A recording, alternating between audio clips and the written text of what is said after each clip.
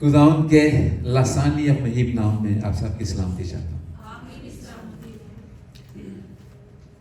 खुदावंद का शुक्र करें, उसने हमें गुजरे हफ्ते हमारी हर तौर से मुहाफ़ज़त की, सेहत तंदुरुस्ती दे रखी, और आज एक और मौका बख्शा कि उसके घर में आकर उसे सीधा कर सकें, क्योंकि वही सीधे के लायक है। और मैं खुदावंद का बेहद मशकूर और ममनून हूँ कि मुझे भी उसने एक बार फिर मौका दिया कि आप लोगों के साथ मिलकर उसके कलाम को सीख सकूँ। छोटी सी दुआ करते हैं कलाम से पहले। कुद्दूस बाप अब्राहम अज़ाकर रब्बूब के खुदा, तेरा शुक्र है तू जो इस्लाम की आसमान की बुलंदियों पर रहता है, हम गुनाहगारों पर नज़र करता है, अपने बरक़ात से हमें माला माल करता है। कुद्दूस बाप, आज मैं तेरा शुक्र करता हूँ कि तेरे मुँह की बातें तेरे लोगों के सामने मिलकर सीखने वाला हूँ बाप। जब तक मैं तेरा कलाम पेश करता रहूँ, तेरे मुँह की बातें, तेरा मसा मुझ पर ठहरा रहे। मुझे अल्फाज की तकलीफ, अल्फाज का ज़ख़ीरा देना। और बाप, मेरी मिन्नत है कि मेरा आज का कलाम तुझे पसंद है। मेरी इस दुआ को सुन और कबूल कर, आमीन।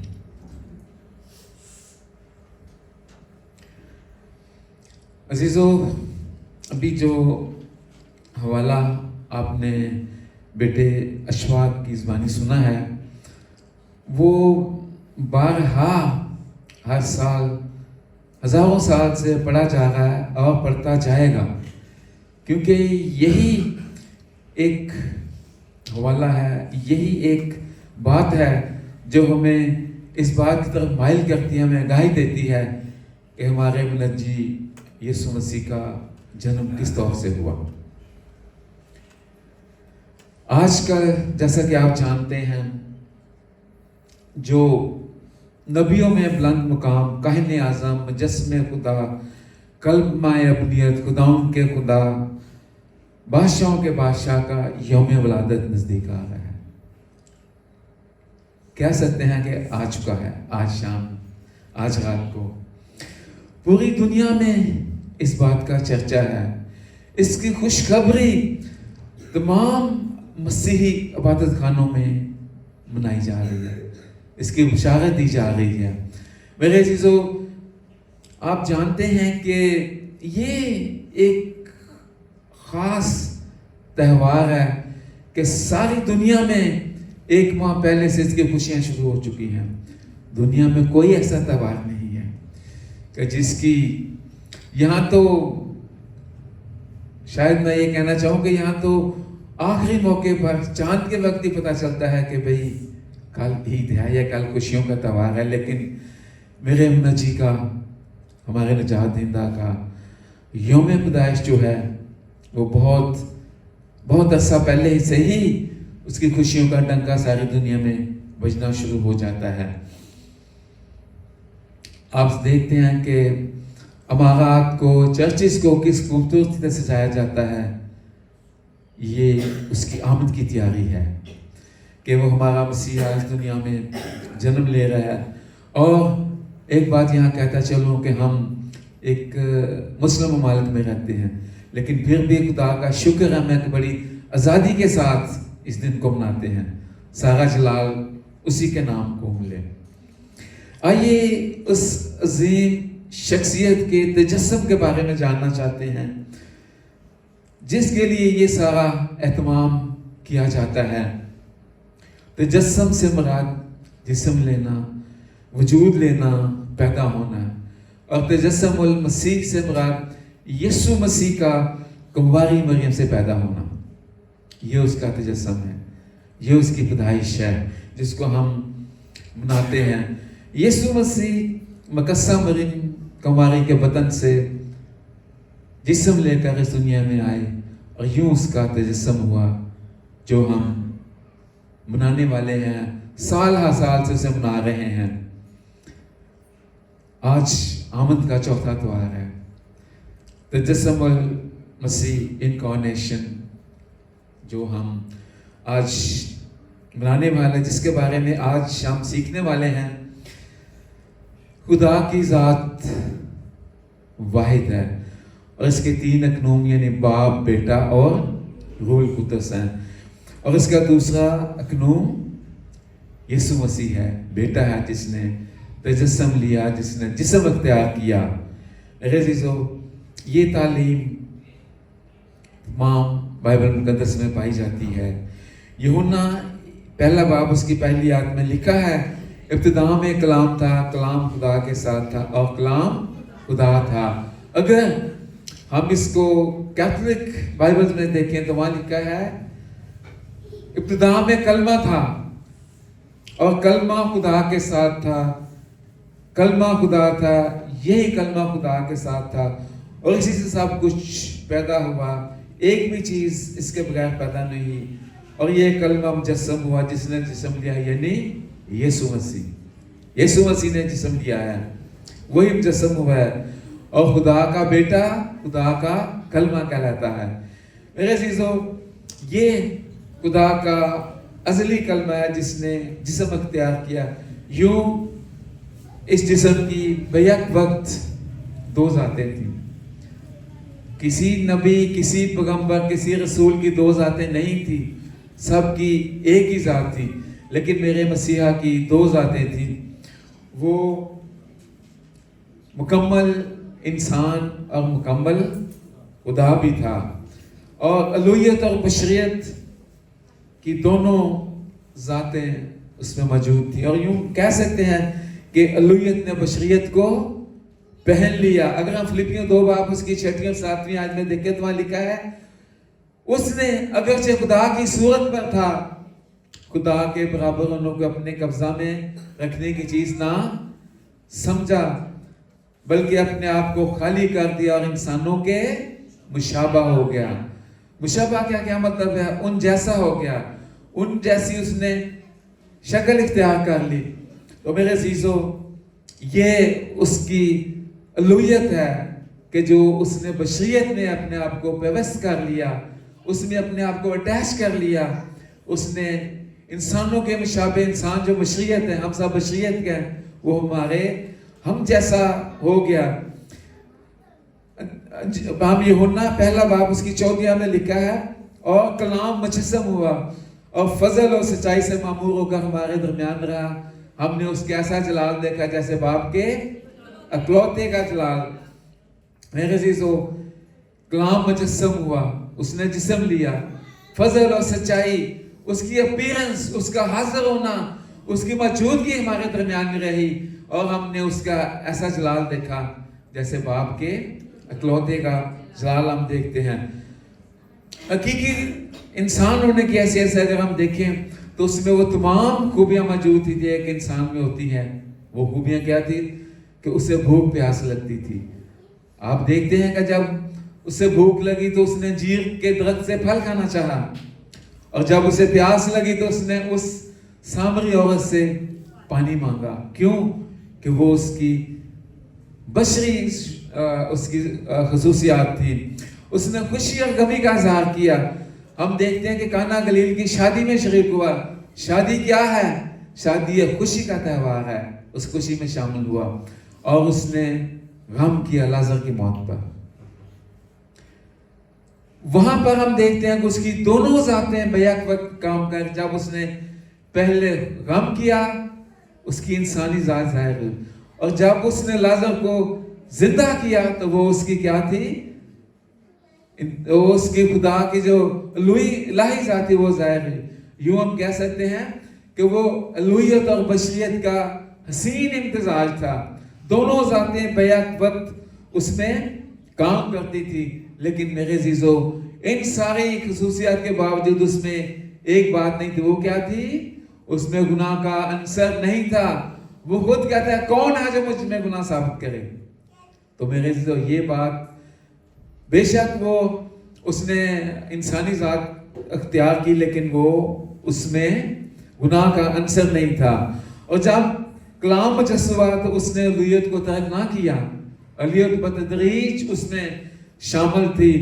اور وہ اگر ہم پولس رسول کا قدسیوں کلیسیاں کے خط لکھا گیا خط 2 باب اس کی 9 آیت میں لکھا ہے، الوہیت کی ساری میموری اس میں مجسم ہو کر سکونت کرتی ہے۔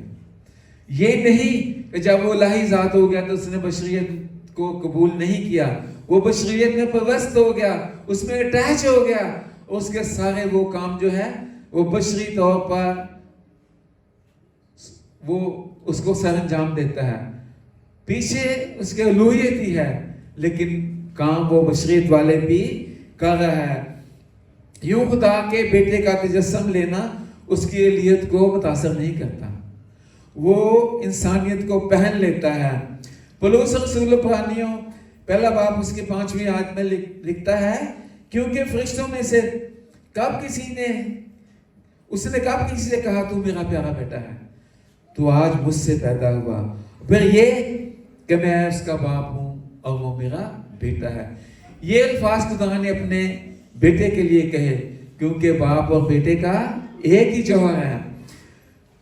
وہ بیٹا کہتا ہے کہ میں باپ سے نکلا ہوں اور باپ مجھ میں ہے، میں وہی کام کرتا ہوں جو میرا باپ کہتا ہے، میں اپنی باپ کی مرضی سے کام کرتا ہوں جس نے مجھے یہ اختیار دے رکھا ہے۔ ہم اس کی یہ مثال دیکھتے ہیں کہ جب وہ جنم کے اندھے کو شفا دیتا ہے تو وہ کیا کہتا ہے کہ یہ اختیار مجھے میرے باپ کی طرف سے ملا ہے، میرا باپ جو کہتا ہے میں وہی کام کرتا ہوں۔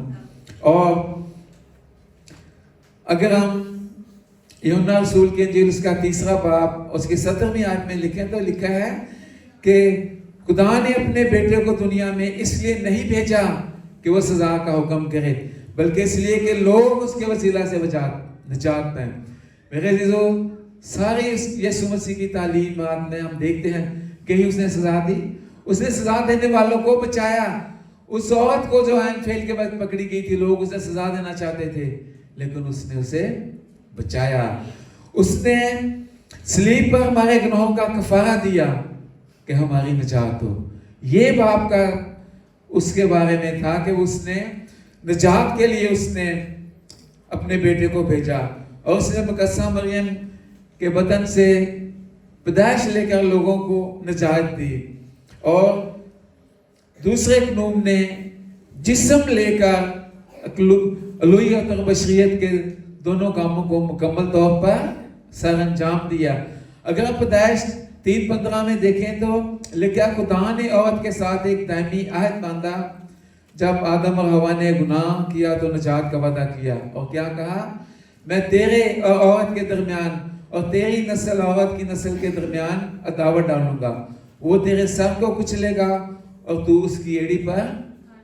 میرے عزیزو، یہ پہلی انجیل ہے جو پرانے عہد نامے میں موجود ہے۔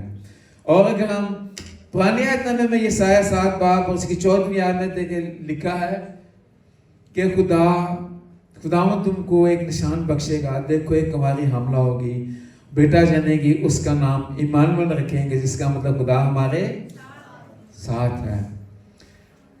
پرانے عہد نامے میں جو باتیں یسوع مسیح کے بارے میں کہی تھی، نئے عہد نامے میں اس نے مکمل کیا، اس کی تکمیل کی۔ اور اگر آپ دیکھیں متی 28 باب اس کی 19 آیت میں کیا لکھا ہے، پس تم غیر قوموں میں جاؤ، ان کو شاگرد بناؤ، ان کو باپ اور بیٹے کے نام سے بپتسمہ دو، اور ان کو ان کاموں کی تلقین کرو جو میں نے تمہیں کرنے کے لیے دیے ہیں، کیونکہ میں دنیا کے آخر تک ہمیشہ تمہارے ساتھ ہوں۔ not for once, forever، ہمیشہ اس نے وعدہ کیا، اس نے اس تک اپنے بارے میں کہی کی پشین گوئی کو مکمل کیا۔ یہاں لکھا ہے کہ ایمانویل کا مطلب خدا ہمارے ساتھ ہے، تو یسوع مسیح نے اس بات کو پورا کیا، کہا کہ میں ہمیشہ تک تمہارے ساتھ رہوں گا۔ اگر ہم یہاں پر دیکھتے ہیں تو اسے ایمانویل کا لقب دیا گیا ہے۔ یہ میرے عزیزو اس کا اضافیہ یا اس کی ایک صفت کا نام ہے، لیکن جو اس میں صفات تھی ان میں سے ایک اس کا نام ہے۔ اس کا اگر ہم دیکھیں تو انسانی نام کیا رکھا گا، یسوع۔ یسوع کا مطلب ہے کہ وہ اپنے لوگوں کو گناہوں سے نجات دے گا۔ یہاں پر یہ دونوں باتیں ایک دوسرے سے کنیکٹنگ میں بڑی اہمیت رکھتی ہیں کہ ایمانویل خدا ہمارے ساتھ ہے، یسوع وہ ان کے لوگوں کو ان کے گناہوں سے نجات دلائے گا۔ کب دے گا؟ جب خدا اس کے ساتھ ہوگا تو اس کے گناہوں سے نجات دے گا نا۔ جب خدا کسی کے ساتھ ہی نہیں ہے تو کس طور سے وہ ان کو گناہوں سے نجات دے گا؟ اس لیے ایمانویل اور یسوع یہ دونوں نام ایک دوسرے سے بڑے ان کا آپس میں گہرا تعلق ہے۔ میرے عزیزو، ہم دیکھتے ہیں کہ یسوع مسیح، اگر ہم غلطیوں 4 باب اس کی 4 آیت میں لکھے ہیں تو وہاں لکھا جب وقت پورا ہو گیا تو خدا نے اپنے بیٹے کو بھیجا جو عورت سے پیدا ہوا اور شریعت کے مطابق پیدا ہوا، یعنی کلمہ مجسم ہو گیا۔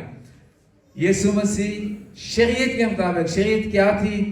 ایک عورت سے پیدائش، جو کہ تمام اس وقت رائج تھا کہ ہر ایک بچے کی پیدائش کس سے ہوتی ہے؟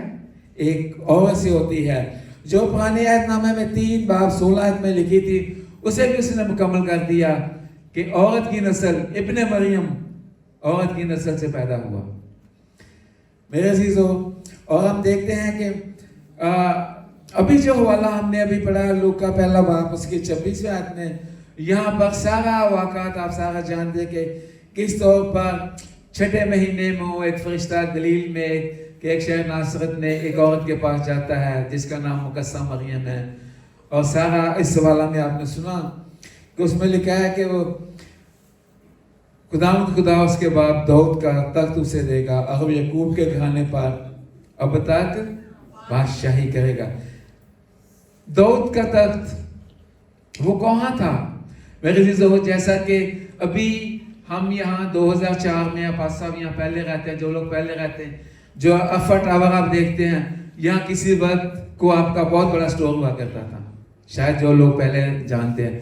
اسی طرح اس جگہ پر داؤد بادشاہ کا تخت ہوا کرتا تھا، کیونکہ اس وقت کیا ہوتا تھا کہ جب کسی علاقے کو فتح کرتے تھے ہر چیز کو تباہ برباد کیا کرتے تھے، اور یہ بات یہاں پوری ہوتی ہے کہ وہ اس کے باپ داؤد کا اس تخت اسے دے گا۔ اس کی پیدائش سرائے میں اسی جگہ پر ہوئی تھی جہاں کسی وقت پر اس کے داؤد بادشاہ کا تخت ہوا تھا۔ وہ کس طور پر جب ہم دیکھتے ہیں کہ کیسر اگسطس کے زمانے میں جب وہ اسم نویسی کا حکم ہوا تو پہلی اسم نویسی کوریس کے حاکم اس نے وہاں پر اس کو مکمل کیا۔ تو یوسف بھی مریم کے ساتھ گلیل کے شہر ناصرت سے داؤد کے شہر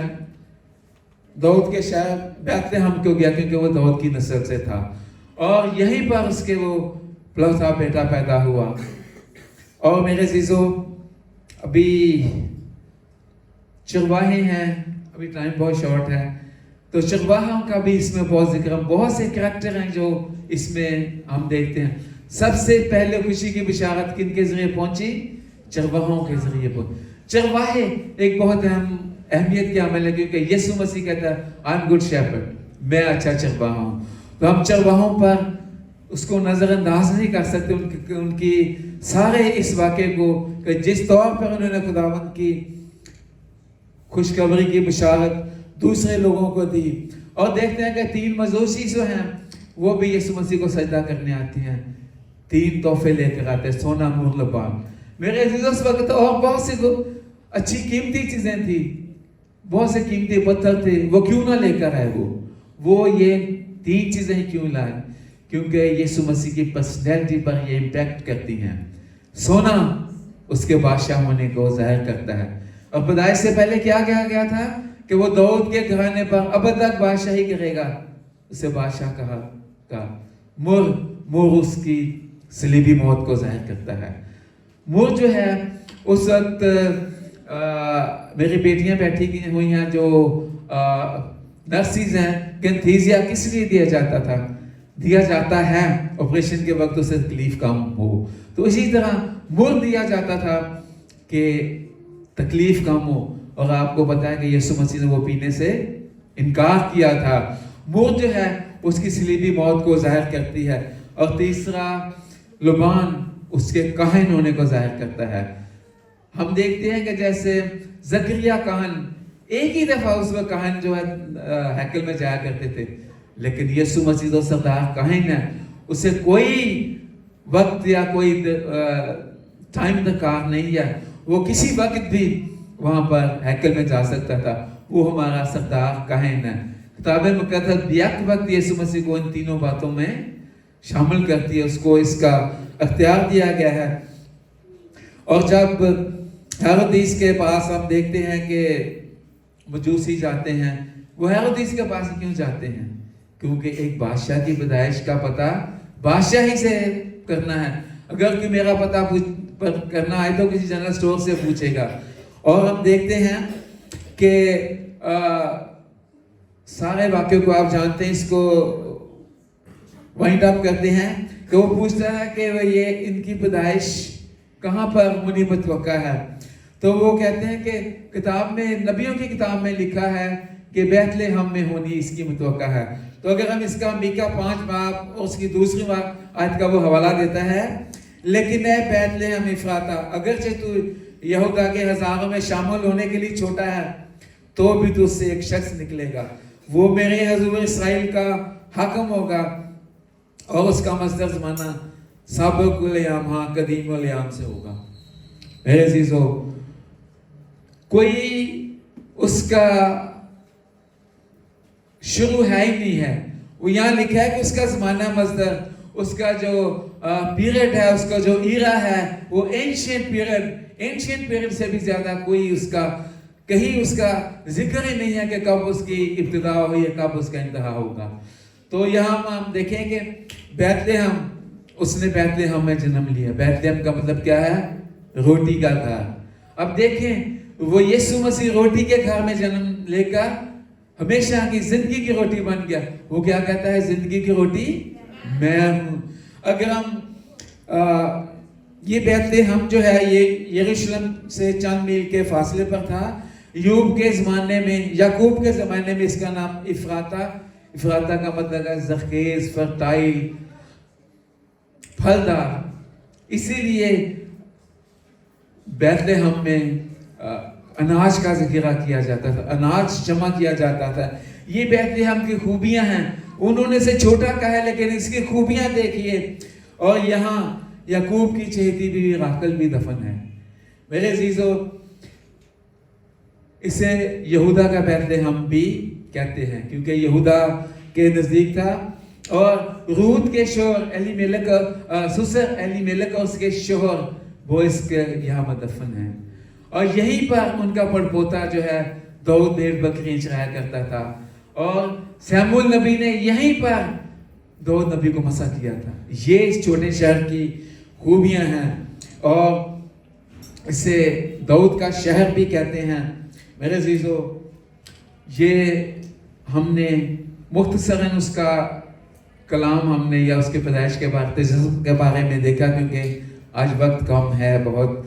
और मैं आपसे सवाल तो नहीं कर सकता, I have no right to ask anything, लेकिन एक खादम होते हुए आज रात ही उसका तजस्सुम है, उसकी तैयारी है, उसकी चरनी है। हमारी क्या तैयारी है? क्या हम वही अपने पुराना एक दूसरे के साथ हमारी लड़ाई झगड़े, हम बहन भाई को हमने माफ़ नहीं किया, किसी के साथ हमारा मेल मिलाप उस दौर से नहीं, हमारा ज़ाहिर कुछ है, बातन कुछ है? क्या इस माइंड के साथ या इसके साथ हम उसे सजदा करने जाएंगे? नहीं मेरे अज़ीज़ों, हमें सजदा करने इस दौर से नहीं जाना है। वो पाक है और पाक से इसको पसंद करता है। हमें पाक दिल के साथ जाना है। हम कितना बड़ा, मैं भी उसमें शामिल, झूठ बोलते हैं। भाई जाज मेरे सामने बैठा हुआ है, मैं रोज़ाना इससे मिलता हूँ, मसीही मोहब्बत की बात कर रहा हूँ, और मैं इसे मसीही मोहब्बत नहीं रखता, ये मेरे सामने है। लेकिन खुदा जिसे मैंने नहीं देखा, मैं कहता हूँ उससे बहुत प्यार करता हूँ। मेरे अज़ीज़ों, जब हम विजिबल से प्यार नहीं करते, जो इनविजिबल चीज़ें जिनको हम देखा नहीं, किस तरह क्लेम कर सकते हैं कि हम उससे प्यार करते हैं? और एक आखिरी बात यह है कि ये त्यौहार हर साल आता है, हर साल हम इसकी तैयारी करते हैं, इसके लिए सजदा करें। लेकिन जो सबसे अहम है, सेकंड कमिंग, दूसरी आमद उसके नज़दीक है। यह दाम हमने मना ली। मेरे अज़ीज़ों, उस आमद के लिए अपने आप को तैयार करना है। वो एक ही बार आएगी।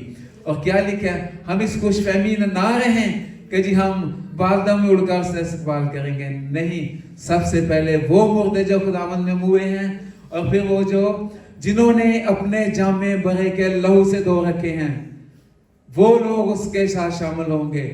بے شک وہ ہمیں معاف کرے گا نجات، لیکن اس کا مطلب یہ نہیں ہے کہ ہم گناہ کرتے جائیں اور ہم کہیں نہیں جی اس نے تو ہمیں معاف کر دیا نجات دے دی ہے. نہیں، ہمیں اس کی بھی تیاری کرنی ہے، اپنے آپ کو پاک صاف کرنا ہے کہ جب ہمیں لینے آئے تو ہم پاک صاف ہوں، تاکہ وہ آسمان پر ہمیں لے جائے اپنے بادلوں اپنے پروں کے ساتھ. خداوند مجھے اور آپ کو ان سب باتوں پر عمل کرنے کی توفیق عطا فرمائے. خداوند آپ کو بندہ